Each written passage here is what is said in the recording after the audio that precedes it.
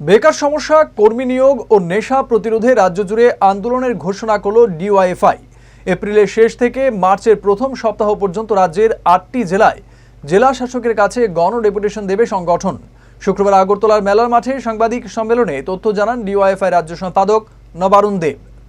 কয়েকদিন আগে ভগবানপুরে একটা জনসভায় রাজ্যের মাননীয় মুখ্যমন্ত্রী তথা শিক্ষামন্ত্রী যে ঘোষণা দিয়েছেন, রাজ্যের শিক্ষিত বেকারদের কাছে আরো একটা ভয়ঙ্কর দিক তিনি খুলে দিয়েছেন।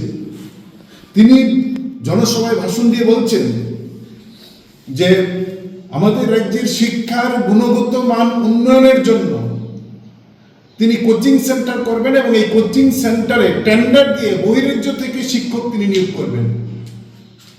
এবং এই যে কথা, এই কথার মধ্য দিয়েই যে বহিরাজ্যের বেকারদের কিছু কর্মসংস্থানের সুযোগ করে দিয়ে এ রাজ্যের বেকারদের কিভাবে বঞ্চিত করা যায় সেই পরিকল্পনা সরকার করছেন এবং জেআরবিটি মধ্য দিয়ে আমরা দেখেছি।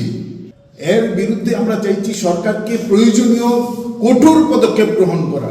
শেষ হয়ে যাচ্ছে ত্রিপুরা রাজ্য, ত্রিপুরা রাজ্য নেশা শেষ হয়ে যাচ্ছে। এই প্রশ্নে যেন রাজ্য সরকার প্রশাসন একটা কঠোর পদক্ষেপ গ্রহণ করেন।